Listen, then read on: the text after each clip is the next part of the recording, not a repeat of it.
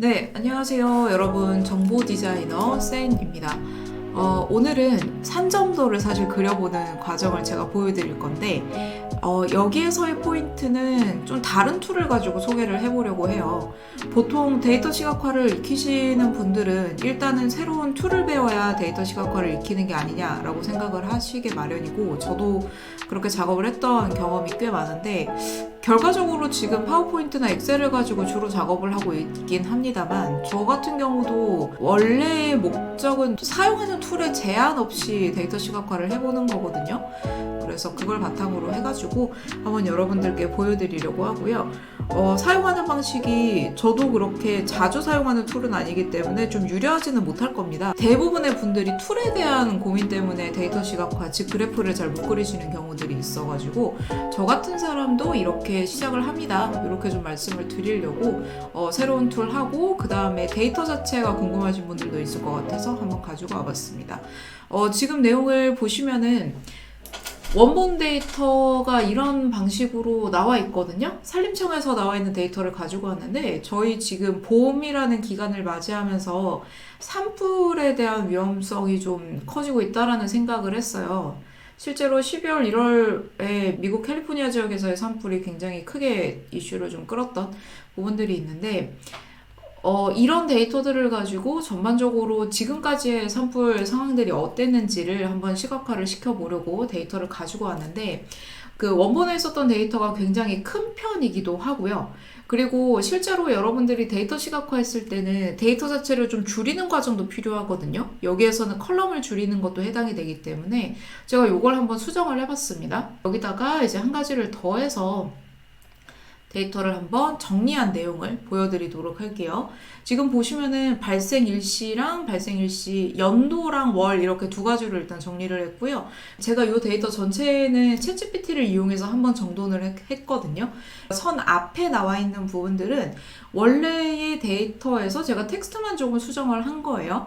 그리고 영문으로 왜 구성이 되어 있느냐, 저희가 다루려고 하는 툴이 한글을 잘 못 읽어서 일단은 영문으로 좀 변경을 하고 있습니다. 그리고 이 선 오른쪽에 있는 부분들은 제가 챗GPT를 활용해서 추가를 하거나 새롭게 계산해낸 칼럼이고, 습도랑 풍속은 다른 사이트에서 가지고 왔습니다.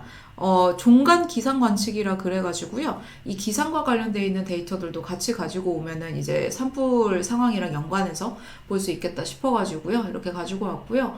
그리고 그 지속 시간은 그 산불이 발생하고 나서 그 다음에 종료됐다라고 선언되는 시간까지의 차이라고 보시면 됩니다.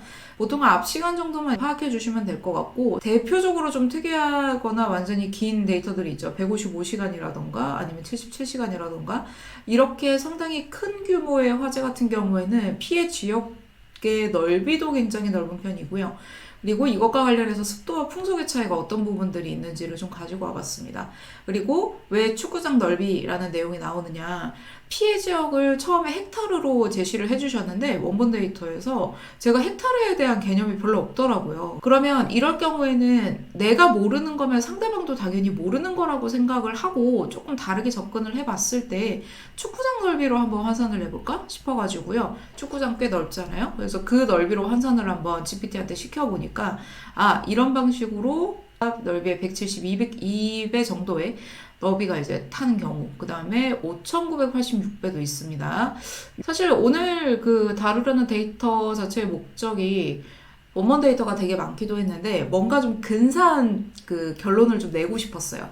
어떤 거냐면 사실 지구온난화로 인해서 산불 발생이 늘어나고 있다라는 전체적인 걸 좀 설명을 드리고 싶었는데, 그것까지 다 표현을 하기에는 제가 뭔가 조금 더 이해해야 되는 내용들이 많은 것 같더라고요. 그래서 그것 때문에 좀 시간이 걸리다가, 이거 이렇게 하다 보면은 여러분들한테 공유를 못 하겠다 싶어서 가장 심플하고 가장 단순하게 현황을 한번 가지고 와봤고요.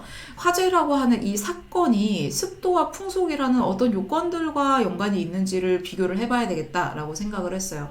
그러면 상대적으로 불이 나고 나서의 피해 지역이나 지속 시간이 결과론적인 거에 될 거고, 그리고 이거에 영향을 끼친 부분이 습도 혹은 풍속이거든요. 그러면 총 스케일이 2가지나 3가지 정도의 그래프가 필요하게 되는데, 그러면 가로축과 세로축, 그 다음에 한 개 정도를 더 더하는 그래프가 있으면 좋겠다 싶었고, 그리고 총 20개 정도의 데이터이다 보니까 그래프에 어떤 개체든 20개씩 들어가면 상대적으로 좀 많아 보이긴 하거든요.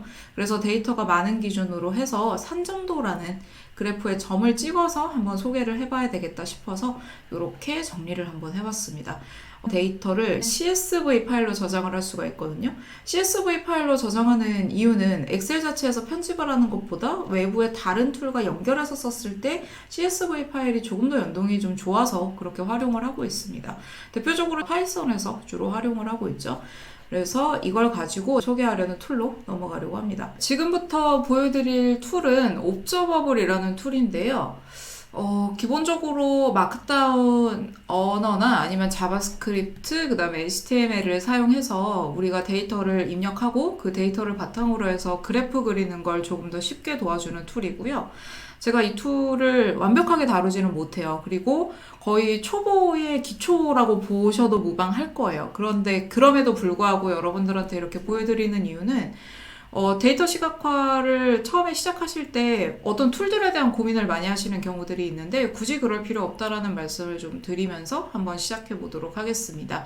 그래서 약간 제가 버벅거리더라도 좀 양해는 부탁드릴게요. 저도 이참에 한번 익혀보자 라고 해서 한번 시작을 해보는 거니까요. 처음에 계정 만드시고 나서요. 그 파일에다가 파일 어태치먼트라 그래가지고 내가 원하는 파일을 입력을 하실 수가 있어요. 그래서 플러스 버튼 이용해가지고 입력해 놓은 걸 보실 수가 있죠. 그래서 이 파일을 이 노트에 입력을 해 놓고요. 이 데이터들이 가지고 있는 값들을 이용해서 그래프를 그릴 거예요. 그래서 1차적으로 필요한 건 이 파일을 노트에 씹는 거거든요. 제목을 그냥 복사를 해주고요. 여기에다가 파일을 입력해 보도록 하겠습니다. 그래서 입력하실 때는 이 자바스크립트라는 언어로 선택을 해주시면 되겠고요. 차트명 전체를 가지고 이제 저희가 데이터에서 필요한 값들을 뽑아내다 보면은 가독성도 떨어질 뿐더러 이제 코드도 되게 길어지거든요. 그래서 일종의 별명 같은 걸 지을 거예요. 우리가 가지고 온 데이터에 대해서. 와일드파이어라는 별명을 하나 지어볼 거고요. 얘는 어느 기능을 쓸 거냐면 파일 어태치먼트라는 일종의 기능이 있죠. 그래서 이미 삽입되어 있는 파일명을 얘가 찾아줍니다. 이러면 아까 복사할 필요가 없었는데, 그쵸? 그리고 CSV 파일이니까 CSV에 타입에 true라고 입력을 해주시고요. 자, 그리고 Shift 엔터를 눌러주시거나 아니면 이 플레이 버튼이라고 저는 보통 표현하는데 이 얘를 눌러주시면 빨간색으로 나오면 경고 메시지, 그러니까 내가 뭔가 잘못 입력했다고 보시면 됩니다. 근데 지금 까만색으로 처리가 되어 있는 거는요, 이 어레이라고 그래서 전체 어떤 데이터들이 들어와 있는지를 내가 완전히 읽어냈다라는 의미이기도 해요. 그래서 이런 방식으로 작성이 되어 있다 라고 보시면 되겠고요. 그럼 이제 여기 이 데이터의 어떤 부분을 뽑아서 그래프에 뭐로 삼아줘 라고 할 때는 와일드파이어라는 이 별명을 사용하시면 됩니다. 네, 그래서 지금 보시면 이런 방식으로 데이터를 가지고 오고 이제 여기에다가 산정도를 한번 추가해 볼게요. 자, 플러스 버튼 이용하셔가지고요. 스캐터 플롯 차트라고 되어 있죠. 그래서 이 내용을 가지고 오시게 되면은 기본적인 데이터들이 데이터를 입력할 수 있는 자리가 나온다고 보시면 돼요. 예를 들어 지금 카라고 되어 있는 부분은 원래의 기본 데이터거든요. 이 옵저버블에서 기본적으로 제공하는. 근데 저희는 이미 데이터에 별명을 입력해 놨기 때문에 그래서 wildfire라고 입력을 해주고요. 자, 그리고 가로축과 세로축을 잡아줄 건데 저는 가로축을 풍속으로 잡을 거고요. 그 다음에 세로축 같은 경우에는 실제적인 피해 상황에 해당되기 때문에 화재가 지속되어 있던 시간을 한번 넣어 볼 겁니다. 저 같은 경우에는 직접 타이핑하면 반드시 오류가 한 번씩 생기더라고요. 그래서 이런 경우에는 원본 파일을 활용을 하거나 하는 식으로 거의 컨트롤 C, 컨트롤 V로 적용해주는 편입니다. 네, 그래서 이렇게 잡아주시면 가로가 풍속, 그 다음에 세로가 지속 시간이 됩니다. 그러면 이 기본형이 어떤 식으로 그래프로 나오는지 한번 볼게요. 런 버튼 한번 눌러주시고요. 그러면 이런 방식으로 좀 동떨어져 있는 점들이 한 2개 정도 있고 나머지가 앞쪽에 모여있는 형태의 점들이 나와 있습니다. 보통은 산불 피해가 클 큰 경우가 두 가지 정도 요소가 메인으로 나오는데, 첫 번째가 풍속이고요. 그리고 두 번째가 이제 습도. 뭐 선후 관계는 좀 따져봐야 하겠지만, 그래서 풍속이 실질적으로 제일 높은 지점에 있는 요 데이터 같은 경우에는 상대적으로 지속 시간도 좀 높은 수준이다 정도 보시면 될 것 같아요. 자, 그러면 이 기본형만 가지고 우리가 직접 판단을 하면서 가야 되느냐? 옵저버블이라는 툴 자체가 내가 어디를 지정하느냐에 따라서 조금씩 그래프의 모양들을 바꿔줄 수가 있거든요. 그래서 요걸 가지고 편집을 더 해보도록 하겠습니다. 일단은 가독성을 조금 더 높여볼게요. 지금 중괄호 뒤에 있는 부분을 좀 엔터를 이용해가지고 한 줄에 데이터 하나씩 이렇게 넣는 게 저는 좀 이해가 편하더라고요. 그리고 요 사이는 콤마로 지정해 주시고요. 원의 크기는 어떻게 잡느냐? R로 잡습니다. 여기다가 수치 하나 입력해 주시고요. 그 다음에 런 버튼이나 아니면 Shift 엔터 입력해 주시면 됩니다. 그럼 원의 크기가 상대적으로 커지면서 여기에 어떤 점들이 모여 있구나. 상대적으로 풍속, 바람의 속도가 조금 더 낮을수록 그 지속 시간은 조금 더 짧은 구간에 몰려 있구나. 이렇게 파악하실 수가 있습니다. 여기서 이제 조금 더 나가 보면은 지금 보시면 아래쪽이 상대적으로 뭉쳐 있는 이유가 여기 위쪽 값이 너무 높아서 그렇거든요. 그래서 이걸 가지고 내가 조금씩 더 조정해 가면서 할 수 있어요. 예를 들어서 Y축만 한번 수정을 해볼까요? 여기에서 플롯 전체에 이제 적용하는 거예요. 그래서 Y축 같은 경우에는 자, 도메인이라 그래서 전체 축가 되거든요. 그리고 시작하는 값 하고요. 예를 들어서 끝나는 값을 한 20 정도로 잡아 볼게요. 뭐 조금 더 낮게 잡으셔도 되겠지만, 그리고 여기 부분하고 그 다음에 마크 사이에는 콤마를 넣어서 구분을 지어줍니다. 이거 한번 해볼까요? 네, 그러면 상대적으로 Y축의 값이 위쪽으로 그 끝값이 조금 더 바뀌게 되면서 이런 데이터들이 어느 구간에 좀 몰려 있는지를 볼 수가 있어요. 그리고 여기에다가 이 전체 데이터가 들어가 있는 구간을 보고 싶다라고 하면은 그때는 0을 하나 더 추가를 해주고 그 다음에 플레이 버튼 눌러주시면 다시 원래대로 돌아오게 됩니다. 그 버튼 누르거나 인터랙션 이용해서 요거 조정하는 기능도 있기는 있어요. 그런데 저는 아직 그 정도 레벨이 안 돼서 도메인을 직접 입력하고 수정하는 걸로도 충분히 할 수 있다라는 걸 보여드리고 있습니다. 자, 그러면 이렇게까지만 그 선점도를 가지고 산불에 미치는 풍속의 영향을 표현한다라고 했을 때는 사실 엑셀이나 파워포인트 같은 오피스 프로그램에서도 충분히 하실 수 있어요. 자, 근데 여기에서 나는 이 점 위에다가 마우스 커서를 올리면 이것과 관련된 데이터들이 직접 나오게 하는 걸 해보고 싶다라는 생각으로 제가 이 툴을 시작했습니다. 네. 생각보다 뭔가를 새롭게 시작할 때 이유가 거창하지 않은 경우가 되게 많아요. 그래서 옵저버블에 있어서는 저는 그거 하나 해보고 싶어가지고 시작을 했는데 너무 무거운데 발을 들인 게 아닌가라는 후회도 약간 좀 고민이 들긴 하는데 어쨌든 해볼게요. 뭘 먼저 쓰시냐면 요 기능이 프로퍼티 값이라고 하는데 요거를 팁이거든요. 마우스 커서 올리면 뭐 하나 띡 하고 나오는 거. 그래서 여기 팁에다가 쓰시고 이거를 넣어주세요 라는 의미는 보통은 true예요. 그래서 true로 입력을 해주시고요. 그리고 나서 그 run 버튼 눌러주시면 자, 지금 보면은 변화 없는 거 같죠? 그런데 마우스 커서를 해당 점 위에다가 올려주시면 이게 점 위에 올라가면 돼야 되는데 오르기도 전에 지금 이렇게 나오고 있습니다. 저희가 처음에 입력하면서 사용했던 윈드 스피드, 그러니까 풍속이랑 그 다음에 지속 시간, 이렇게 두 가지를 한꺼번에 이제 보실 수가 있습니다. 그래서 내가 별도로 뭔가 지정하지 않는다라고 하더라도 상대적으로 이 모여있는 점들의 값이 어떤 것들인지 이렇게 보실 수가 있어요. 자, 그런데 여기에서 여기 나오지 않은 값이라고 하더라도 내가 이 위에다가 올려서 표현할 수는 없겠느냐라는 욕심이 조금씩 생기죠. 대표적으로 연도가 있을 수 있습니다. 그래서 이 점들이 상대적으로 그 데이터 수가 그렇게 많지 않기 때문에 연도들도 표현해 주시는 게 각자 사건들을 강조하는 데 좀 도움이 됩니다. 그러면 여기에서는 어떤 식으로 더 추가를 하느냐, 새롭게 추가할 때는 일단 구분기호 콤마 하나 넣어주시고요. 자, 여기에다가 채널이라고 하는 프로퍼티를 좀 더 추가를 합니다. 이건 내가 직접 입력하는 거예요. 그래서 여기에서 그 연도라고 되어 있는 그 컬럼이 있었죠. 컬럼 값에 있는 데이터를 가지고 올 겁니다. 그리고 앞에 텍스트는 year라고 쓸 겁니다. 이렇게 보시면 되겠고요.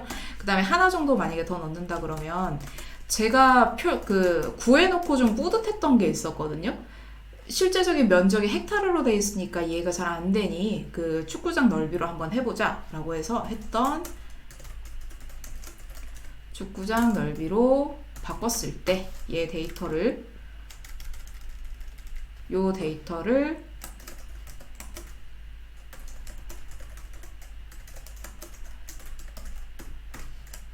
이렇게 넣어보도록 하겠습니다. 지금 그 해당되는 값이랑 이 그 컬럼명이랑 같아가지고 조금 헷갈리는데, 만약에 이게 조금 더 익숙해지시면은 이 안에다가 뭔가 그냥 텍스트를 다른 내용으로 바꾼다거나 이런 것도 가능하실 거예요. 자, 그럼 이런 방식으로 지금 데이터가 입력이 됐고요. 여기서 한번 보도록 하겠습니다. 자, 런 버튼 한번 눌렀고요. 이번에는 점 위에다가 마우스 커서를 한번 대보시면, 자, 연도하고 그 다음에 서클필드로 바꿨을 때 이 내용이 똑같이 나옵니다. 이 점이 굉장히 컸죠. 2022년도에 발생했던 사건이고요. 5,986개로 환산이 됩니다. 축구장으로 했을 때. 근데 이거 같은 경우에는 제가 데이터는 조금 더 팩트 체크를 해봐야 되겠지만, 이 사건이 굉장히 컸던 이유가 뭐냐면 그 방화였어요, 시작이. 그런데 지금 상대적으로 풍속도 다른 데이터들에 비해서 상대적으로 풍속 꽤 높은 축에 속하죠. 풍속에 이제 더불어서 지속 시간도 굉장히 길었고 피해도 엄청나게 컸던 사건인데 원인이 방화라고 하니 나쁜 쪽으로 화제가 많이 됐던 사건이기도 했죠. 그리고 여기에다가 이제 만약에 제가 이 그래프에 대해서 조금 더 편집할 수 있는 기능들이 이제 늘어난다라고 하면은 화제가 나게 된 원인들도 한번 검색을 해볼 수가 있고, 결정적으로 보면은 그런 이야기들을 지금 많이 하잖아요. 지구온난화로 인해서 산불이 많이 늘어나고 있는 상황이다. 그러면 얼마나 늘어날 것이고 어떻게 늘어나고 있는지도 한번 검색을 해볼 필요가 있습니다. 개인적으로는 그 관련 데이터들을 찾아봤을 때 막대 그래프 형식이나 꺾은선 그래프 형식 정도로 나와 있다 보니까 요거는 내가 데이터를 조금 더 보려면 다른 그래프나 다른 방식들도 좀 필요하겠다 싶어서 가지고 온 데이터이기도 합니다. 그래서 간단하게나마 옵저버블이라는 툴로 이런 산불 데이터들을 한번 시각화해보고 그 다음에 분석해보는 과정을 거쳐봤는데요. 처음 보는 툴이라 그래서 너무 기초부터 하실 생각을 하시면 어떻게 보면 좀 재미가 없을 수도 있거든요. 그래서 저는 데이터 분석이나 이런 데이터 시각화 관련된 공부를 할 때 조금 어렵더라도 내가 관심 있는 데이터부터 먼저 뽑아놓고 시작하는 경우들이 많아요. 그리고 이 데이터를 편집할 때 GPT를 가지고 많이 분석을 한 번은 했거든요. 그래서 필요한 데이터가 상대적으로 있는데 분량이 너무 많아서 접근하기 쉽지 않을 것 같다. 그럼 GPT 한번 돌려보세요. 근데 안타깝게도 GPT는 요거 올리면 이거 정보 알려주는 거 그런 거 못합니다. 그래서 그런 것들 때문에라도 다른 툴을 좀 연관시켜서 제가 지금 하고 있는 것 같습니다. 그래서 저 같은 경우에도 모든 툴을 알고 있지는 않아요. 그런데 데이터 시각화를 공부하시거나 익히고 계신 분들은 아마 공감하실 것 같은데 점차 배우고 싶은 툴들이 늘어날 수밖에 없습니다. 네. 아무래도 데이터 양도 많아질 수도 있고 변수가 생길 수도 있고 그런 것들을 모두 표현하는 경우에는 다른 툴들에 대한 욕심들도 좀 생기기 때문에 저도 한번 이참에 옵저버블이라는 툴을 좀 제대로 다루고 싶어서 이제서야 시작했다 정도로 봐주시면 될 것 같습니다. 자, 그럼 지금 여기까지로 해서 이번 영상 마무리하도록 하겠고요. 오늘 영상 도움이 되셨다면 좋아요 한 번씩 눌러주시고, 네, 앞으로도 데이터 시각화에 대해 궁금한 내용 있으시거나 더 필요한 내용 있으시면 구독과 알림 설정으로 도와주시면 정말 감사하겠습니다. 네, 그러면 수고 많으셨고요. 저는 다음 영상에서 뵙겠습니다.